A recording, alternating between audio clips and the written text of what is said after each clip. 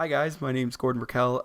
You probably tuned in to get a live video today and didn't get it. For some reason, when we were sending the link to from Zoom to Facebook, it wouldn't let us do it, and it wouldn't accept the link. And so eventually, Jason, who's working with me on these, was able to get it up and going, but for whatever reason, Facebook wouldn't accept our Zoom link. Um, so we're reaching out to some people to figure out what the problem is and fix that for next week. But in the meantime, we recorded an interview that I just quickly did with Bruce. So and a few people did get questions in. So again, I'm really sorry for that, and we're working on fixing that stuff. All right. So here's the interview that we did, given the issues. All right. And hopefully join us next week for Julio Macat, who shot cinematography for um, Home Alone, Ace Ventura, that all those great comedies of the '90s and early 2000s. All right, thanks very much. So, Bruce, how are you doing? I'm doing good. Thank Yeah, you. Good to uh, see you. better than us with the technical issues.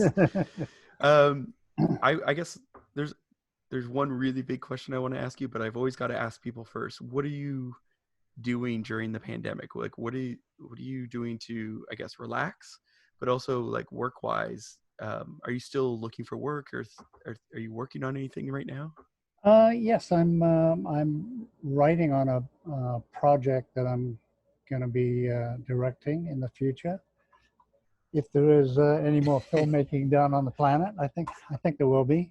Yeah. Um, so I'm writing.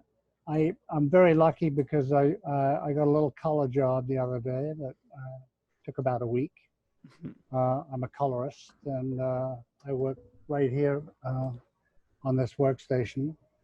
So, so I've been doing a little work, a little entrepreneurial work, Hmm. and I started meditating again, which I did for many years, but haven't in the last 5 years. So Now, this are is you able to tell us about the project you're working on, that you're uh, writing and directing? yes, it's this is the book. Let's see if Hmm. I can do it without. It's Almithia, Yes. I didn't know and how to pronounce it when I saw it in the email. I right, was like, how should I pronounce yeah. that? So it's a book by A.J. Coots, who's an Australian writer. It's a combination of sword and sorcery and science fiction. So it kind of bridges those two genres. Hmm. And um, we're in the writing stages. I got involved in the project about 5 years ago in kind of helping shape the book kind of as a story editor. Hmm. And then I co-wrote the treatment for the screenplay. And the screenplay is being written at the moment by a partner of mine, Steve Finley. And he's coming up on his third draft, so we should be in pretty good shape to be going out with it pretty soon. And are you able to give us a summary of what the book's about, or is that all top secret until? No, it's complicated. The theme is the war in heaven. So we've got this um, arch bad guy, the lost one, Hmm. who kind of fell from a hierarchy of angels and is now ruling this planet Almithia, and he's put this huge kind of series of satellites with beams going across that are preventing the Almithians from realizing who they are uh, Hmm. as as spiritual beings. So they have this illusion that they're separate and they're living on this prison planet. And the whole hierarchy of it's a mining planet, and they're mining almithium, and this element is um, what's powering the bad guy's empire. So, and they're enslaved to keep this infrastructure going up from them. And of course, there's very personal stories going on within that worldview. Hmm. So not a great pitch, but it'll work for now. Well, what have you learned from all your work as a cinematographer that you're bringing to your directing? Because you also did oh, it's last or Lost Fair. Lost Fair, yes. Yeah. Well, let me do a little plug for that. So this is Lost Fair, and it's on Amazon Prime. Is probably the easiest place to go and see it Okay. while you're sitting home alone. Um, and and I would say everything in my career um has helped me on to the next step. I started off as an animator, Hmm. and then animation took me to movie 2001: A Space Odyssey, and my first screen credit for visual effects on that movie. And then visual effects took me into cinematography, um, which I did on a movie called Tron and Star Wars and Star Trek. Yeah. And um, and so during all that time, I kind of trained myself to be a self-taught writer, Hmm. and I'm finally, after 40 years, getting the hang of it. So, uh, and I used to spend my time as a younger man saying, "Oh, I've done that. I don't want to do that again." Hmm. And then realizing, about 20 years ago, that I need to bring everything that I've ever learned and bring it all together to be a much more powerful force. And one of the questions I've been dying to ask you since we found out that you were going to join us is specifically about shooting miniatures or models. Because anytime I see someone shoot a model, it always looks um, less than real, I guess you could say. But you've had the opportunity of working on in VFX on so many films early in your career, and shooting miniatures and models. So what are some of the techniques and tricks that you learned to make them look so real? Um, well, I'd say there are two things. Um, Miniatures, uh, by virtue of are small, so the best thing you can do to a miniature is build it really big, because big is what sells it. So quarter scale miniatures are much better than 64th scale miniatures. Mhm. Um, the other thing is the quality of light. Is that if you've got a miniature that's outside, and it's being lit by the sun, and the sun creates amazingly sharp shadows. And when you're in a sound stage and you try and reproduce that with studio lights, what you usually find is, especially because you have to bring them really close to shoot them at high speed, um, is that the shadows become really mushy and soft. Mm. So you've got to create, if you're emulating sunlight, you've got to create really hard shadows. And then I've seen a lot of people try and calculate, well, if this was really blowing up at this scale, what would be the right frame rate to shoot it at? Well, the answer is that you shoot it at the highest frame rate you possibly can. You know? Because we're used to seeing things in slow motion anyway, and we don't really Hmm. question it. So, so I'd say high-speed photography, really sharp shadows, and lighting that emulates exterior lighting. And very often, if you can take a miniature out into actual sunlight, it's probably your best bet because it's such a powerful light source. Wow. Couple Now, things. yeah, well, that's very useful. I've never shot miniatures. I've always wanted to, um, but I've never been on a project that required it. So I've always, wanted, and I've never seen them done. Or you see them all the time in Hollywood films done really well, but then you see low budget films and things, and they just look really poorly lit. And I just was wondering if there's any tricks to it. Um, Well, I think the good news is that I think the last really good miniatures were done by Doug Trumbull in Blade Runner. Mm-hmm. And then miniatures became done inside the computer. So they were completely computer generated. But now we're getting, and there's something about effects that are totally, they're pixels, that are pushed around, and they have kind of a synthetic look to them. Mm-hmm. And what miniatures bring to it, I think, is a real kind of organic feeling, and I think the audience can really tell the difference. Yeah. And what I do love is when you start off with a miniature, and then you enhance it digitally. So so the combination of the two techniques, you can't tell where one leaves off and the other one begins, is probably my favorite. Yeah, that seems to Kind be of what a miniature. lot of people are. I guess a lot of people are starting to realize nowadays is that it's not 100% digital or 100% practical. It's somewhere in between that works really nicely.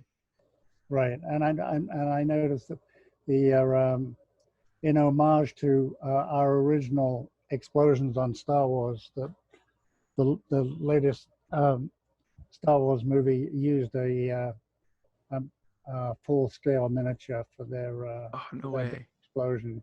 So yeah, That's awesome. okay. Coming back. Now, I did get a question in here, and they're wondering when it came to Star Wars, how much were you involved in the pre-production, such as helping figure out the design of the world from the story in terms of how it's going to look in the shooting of the miniatures versus, um, you know, just coming in and shooting stuff. Really, I came in and shot stuff.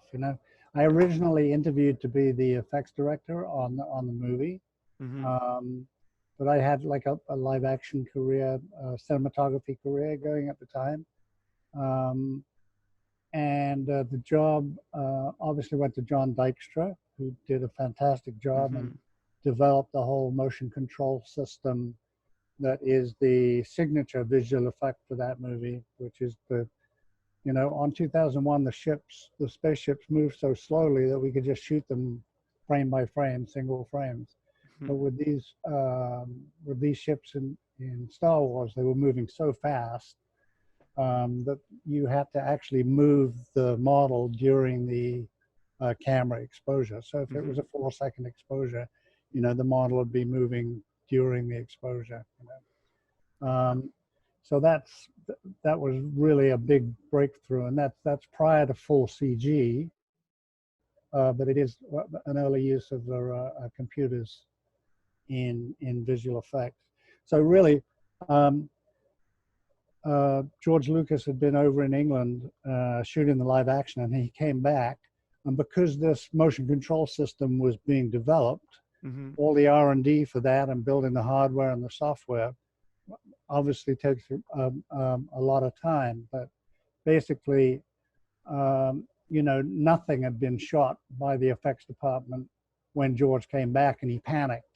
And Yeah. so he said, Bruce, I want you to, so he hired me as this little unit that was going to go out, and he had this idea of having puppeteers put spaceships on black rods, and they're wearing black velvet suits, and they're going to fly the ships or Yeah. puppetry through the frame. Not a great idea. Didn't work very well, and it's very hard to pull a mat off something like that. Yeah. Yeah.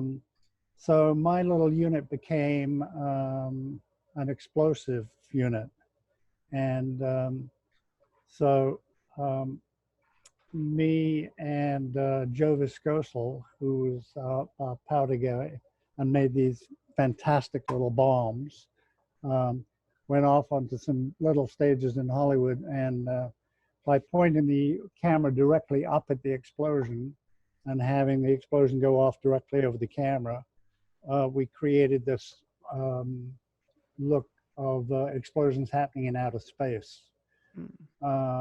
Because obviously, if you're shooting an explosion straight on, you're going to get a kind of like a mushroom cloud. So Yeah. you can see the effects of gravity and atmosphere, etc., on the explosion, but by shooting it directly upwards.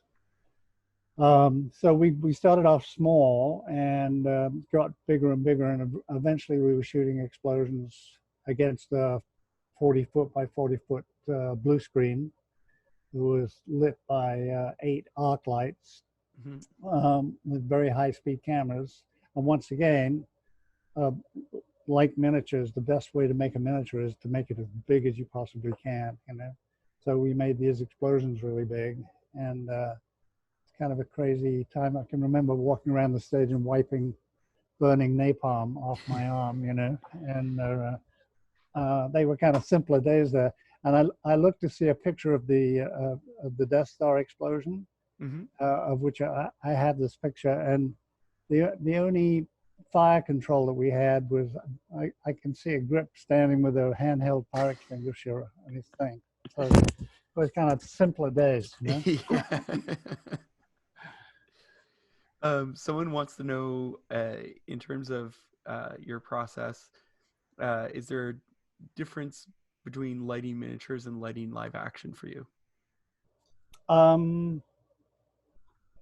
Not really. If I'm on you know, my philosophy is to make it look like it's not being lit. So I'm always trying to emulate the natural world, you know, but then enhance it and push it in directions that I want. So if I'm on a set, I used to see people lighting sets, and they'd hang chicken coops over the top of the set, and they put them on, and I'd be looking at the picture, and I said, "Well, where's that light coming from? It's coming. I don't remember there being lights in the ceiling." So I would always like bring lights in through the windows. Yeah. And then once I'd established these shafts of light coming in through the windows, then you'd do a very gentle kind of fill light. Now the trick with miniatures is that you have to have so much light because you want to shoot them at a very high aperture, so around f11 or f16. And that's very hard to do, or it used to be when film stocks were slow, or slower than they are now, or slower than exposure indexes are now. And so you had to put so much light in, and once you're working at a really high f-stop, if you're working with the lens wide open and you bring a shaft of light in and it hits the floor and you get natural bounce light from where the light's hitting the floor, you can do one light and kind of you know, the camera really digs into that image. But as soon as you stop it down to like the f11 or f16, you got to create that natural fill look. So you've got to not only bring that shaft of light in, but now you've got to bring fill lights in that emulate that bounce light that's coming off the floor. So you know, your contrast, it goes very, very contrasty when you start lighting it to really high f-stop. So you have to with different fill lights, you have to create that to be a natural looking situation. Wow. Now, one of the things that's I guess is something that, like, when I went to film school, you know, you went to your cinematography class, and I don't know if they did this, if they do this everywhere, but basically they would take famous paintings or famous photographs and be like, okay, recreate the lighting for that. And they would always encourage you to start exploring art. So is there particular photographers or painters that you use for inspiration, or that you look to for inspiration for your work? There is, and it's particular paintings. There are a lot of Turner seascapes that I love to look at, and they have you'll see a lot of old masters that what they do is they create cones of light that hit particular portions of the frame. And the problem with doing that is that normally you have to get a hard light a long way away and kind of snoot it down and bring it to that. But what the masters do, when that light hits the characters in that particular frame that they've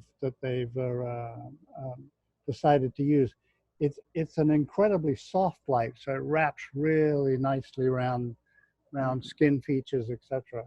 So, if you try and do that in real cinematography, you've usually got a hard light that's backed way away, and what happens when you try and snoot it is that the light inside the snooted area becomes hard, and so a lot of the work that I've done is using snooted soft light. In order to do that, you have to have very, very large light sources and very large snoots to control them. Because once you get a soft light and you know, it just lights everything up. But you can't cut it with a little flag. You've got to cut it with big 12 by 12 blacks. And so snooted soft light is one of the things that I got from Rembrandt and Turner. Trying to think of some other guys that did that. The Night Watch by Rembrandt is one of my favorite snooted soft light situations. So so yes, I definitely go to the old masters to look for lighting techniques. You know, very important. Now, you mentioned earlier that you got your first sort of VFX job on 2001: A Space Odyssey. Yeah. What was that like? Because I've heard, you know, you hear all the stories about Stanley Kubrick, and like that's such a crazy epic film. So, well, tell me about that. What was that like? Well, I didn't really have any frame of reference because I'd never worked on a feature film before. Mm-hmm. And what I had done is I started off being a self-taught animator when I was like 12, and I started doing all these drawings up in my attic. You know, while the other kids are at the beach, I'm sitting there drawing these little things. And then my dad gave me a camera that took single frames, and I was able to put those onto all my drawings onto a piece of film and watch them in motion for the first time. And that film that I made got me my first job in an animation company that was very, very close to the studio where 2001 was being made. And they were looking for animation people. And if you were in an animation company in England at the time, you didn't have a freelance. Mm-hmm. You know, so they were trying to hire people, but no one wanted to leave their company to do a few months' work on a feature picture. Yeah. But I was footloose and fancy free, and so they hired me, and there I was working for my favorite director. My dad educated me quite well into different directors and classic films, and you know, he'd taken me to see Paths of Glory, Yeah. and Lolita, and you know, Strangelove was a big success Yeah. around about that time, and then Stanley went on to 2000. So here I was working for my favorite director, and you know, I guess the stars really aligned for me, and I worked on that movie for 2.5 years, and working every day, defending my work in dailies with Stanley, who is a very hard taskmaster. You know, he's a very sweet man, but extremely demanding technically, and so it was my film school. It's where Wow. I learned everything, and of course you know, after the movie I thought, oh, I guess all movies are like this, you know. But it was a very, very unique experience, and I'm so lucky to have had that. And what I found in my life is that I've had a lot of lucky breaks, you know, and you could consider that a lucky break, but I'd always laid the groundwork so that I was prepared with all my self-training in animation, and then working for this animation company for a couple of years when I left school. And so I was ready to take that next step. So yeah, luck and preparation. Now Jason wants to see if we can get this up and running. So let me just see if Okay. I can add Jason back somehow. There he is. Oh, Jason, I'm going to make you the host. Okay. Yeah, and then once I get control, you guys can just keep going. All right. Let me know if you get the streaming working. Okay. So, because that was your first move into cinema or feature film. So, what were you doing on the project exactly? Well, I was hired as an animation artist, and the initial phase of what I was doing was working on the readouts. And the readouts were like all the spaceships had these multiple little instrumentation screens, and each one of those was a projection with a 16 millimeter projection of animation work. Mm-hmm. That we did that was supposed to emulate what a computer would do. So we were basically, with hand-drawn animation and graphics, we were trying to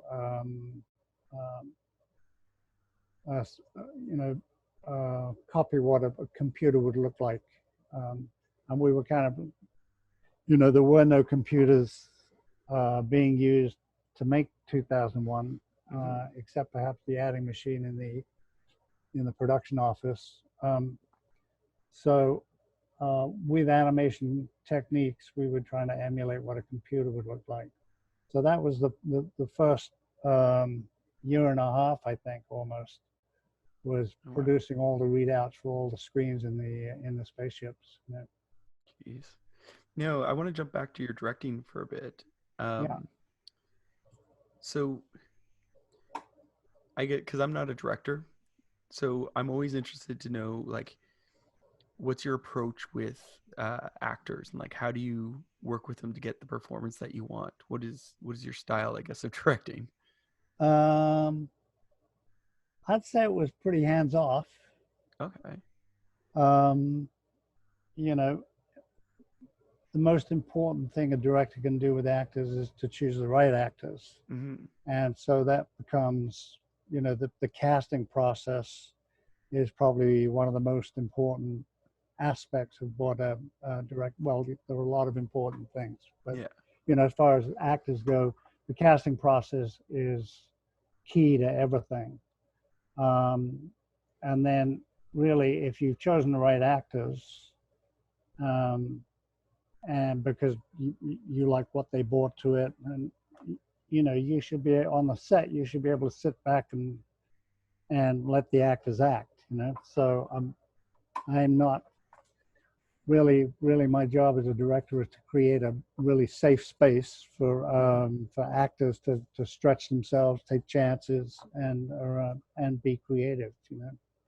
And do you have are you able to give the cinematographer space, or are you like itching to get in there and light things? I'm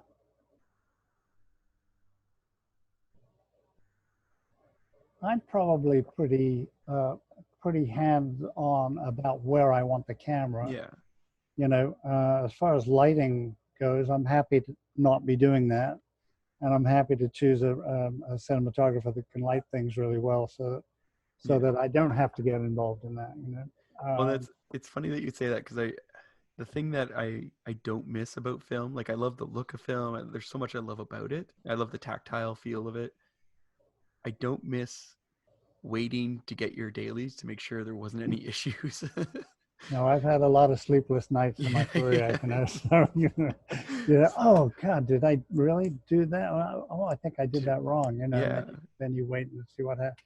Yeah, the difference is that the only person that ever saw the image, and this is prior to video assist was the camera operator. So the camera operator was the only guy who got to look through the lens to see the performance. He was the only person that saw the image before everybody saw it in dailies. So that became an incredibly important thing. So he was the, you know, the director can say, oh, I got it. And the DP can say, well, they were standing in the lights, so they were fine. But he's really the only guy that's seen it before.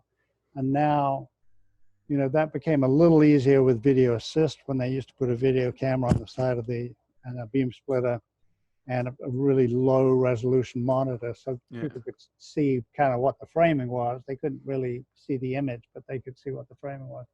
Until now, that everybody's standing around a 4K monitor and they're, you know, everybody sees the image. So it's become a very different process. You know? Wow. Yeah, it's very, very different for sure. So Jason's just messaged us. We're actually live now. Okay.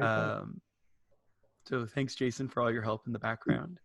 I guess we can just sort of keep going with where we're going, and we'll share share more things. Now, you said Tron was your first feature film as a cinematographer.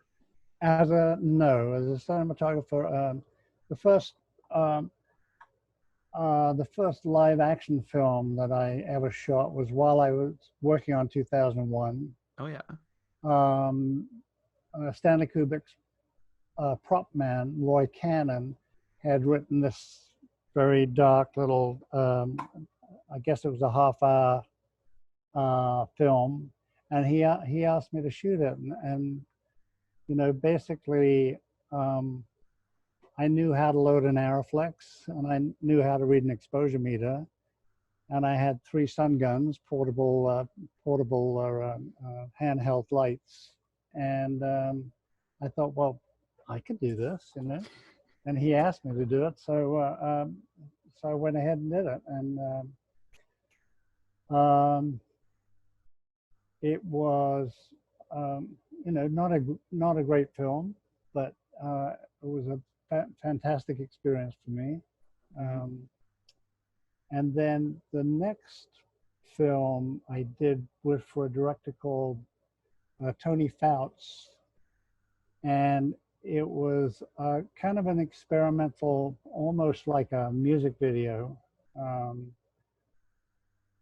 film. And then my work on that was, I didn't know how to light at the time, but I had this knack of moving actors into lighting situations that looked really beautiful. So, and the director gave me that freedom to do that. So I would be sure, you know, and shooting without lighting was like almost unheard of then, because film stocks were slow, and they were just starting to get faster. So I was able to take advantage of this. But so I would be shooting all these natural light situations and not using any light. And everybody looked at the dailies and say, how do you get that natural look, you know? Yeah. I said, by not lighting it, you know? And so then I started to learn lighting. And I think my work got worse for a while, because I would start using all the lights, and it had kind of a lit look. And it wasn't until I learned to use studio instruments to create really natural lighting, like we were talking before, like you bring hard light in through the windows, you let it bounce on the floor. You might even put like a bounce card down on that, so that all that fill is coming up from the floor. So by creating very natural lighting situations with studio instruments, my lighting started getting good again, and my cinematography started looking like it started out looking. So I guess but when you got onto Tron, that seems like a very different lighting situation, given this, like how it was sort of envisioned from a director standpoint, with all the sort of animation and what have you. So what was drastically different in Tron than your Yeah, regular well, work? Tron was an interesting film. I just shot a movie at Universal called The Incredible Shrinking Woman, and it had a lot of process photography in it. And I'd also been an animation cameraman, so I was very familiar with the techniques that were going to be done to the footage later on. So in other words, Tron is like threefold. It's live action. It's live action that's supposed to happen in cyberspace, and it's the first ever CG animation used in a feature film. So I had to blend all those three techniques together. And the stuff that was in cyberspace was obviously characters dressed up in suits, and but they had to blow up every frame that I shot onto a 16-inch Kodalith negative, and with negative and positive mats, they would put that on the animation stand and use diffusion filters and colored gels to create the look of the picture. So having been in that animation world, I knew what was required, in that process. And what was required was amazingly sharp images. So you couldn't have anything out of focus, because what would happen in the Kodalith process, if you had a very fine line on the suit and it went out of focus, it would just drop off to black on the Kodalith negative. So you had to retain all the details. So you wanted to eliminate motion blur. You wanted to eliminate any kind of soft focus in front or in back of where the image was.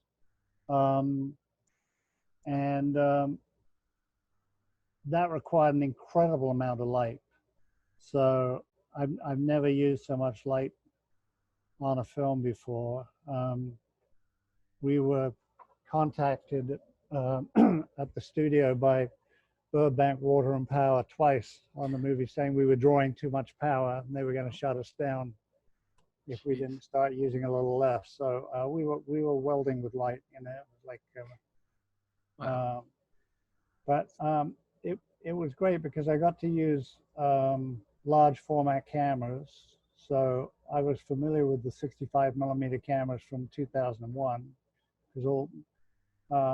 because after all the readout stuff, we did most of the visual effects were either miniatures or they were shot on the animation stand, and that was all in 65 millimeter. So I was familiar with the big format and decided to shoot the whole picture in 65 millimeter, which was a really great experience, Yeah, for sure.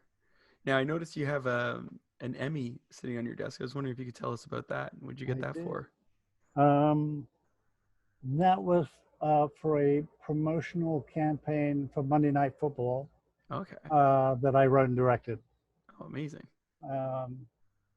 And I've actually got another regional Emmy up there on the wall, which was for an anti-smoking campaign. Amazing. So did you do like a lot of commercial work too, or? I did. I was a commercial director for about 20 years. Oh, wow. Probably shot 300 television commercials, Wow. And I have to say, most of that work was as a director cameraman. Mm-hmm. So I was used to, you'd asked me earlier whether I was able to keep my hands away from the lights while working with another DP. Well, in the commercial world, I was the cameraman and the director. So it was like, I was very used to working in both those areas at the same time. Yeah. And of course the agencies love it because they've only got one ego on the set that they have to deal with. Yeah, exactly. So it's very, very common in commercials to be a director cameraman. But that was really my training ground as a director. And because I was a freelance director, I didn't work with one company. I would go to different places all over the country and mount a production. Yeah. And you know, it's fun when you do a commercial. You've got every process that you do for a film, but you've got it in. So you've got to do your casting, you've got to do your location scouting, you've got to, you know, you've got to storyboard it, you've got to. So you do all this stuff. So I mounted that many productions, and that experience was just totally invaluable to me when I started doing features. You know. Wow. That's yeah. Is there what would you say is the most challenging thing for you as a director on commercials? I think telling a story in 30 seconds is like an incredibly good discipline, because it means you've got, you know, you've got kind of a storyboard laid out, but you know you've got 1.3 seconds for this shot, and so normally you turn the camera on, the actor is kind of like do that, but you've got to truncate all the action and make sure it's going to work. You can't just shoot languid scenes and expect the editor to put them all together. It has to be planned so that each event happens in that much time, and you've got to visualize the timing in your mind, figure out how long it's going to be, and get it in there. So it's a great storytelling discipline. I found it really, really useful. Wow. Now I have one last question that I like to ask everyone in an interview, and that is, what's your favorite guilty pleasure film to watch? Guilty pleasure. Wow. I usually say to people, it's like it's Sunday afternoon, kind of just watching TV. It's whatever's on, and you're like, oh, that's you know, flipping the channels, you see something, you're like, oh, I'll watch that. Well, it's you know, if you ask me what my desert island of the 10 movies I'd take to a desert island with me would be, Yeah. this is not on the list, but I would say it's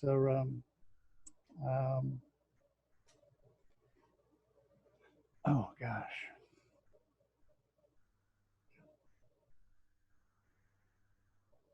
gee, you stumped me there.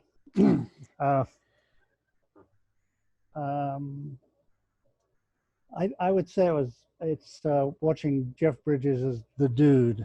Oh So, yeah, you know, yeah. The Big Lebowski. Big Lebowski, I can watch that anytime. It's a great film. Are you gonna? There's That's a guilty pleasure. someone created a religion, a Judaist religion based on it. Oh, So you have a lot of followers with you.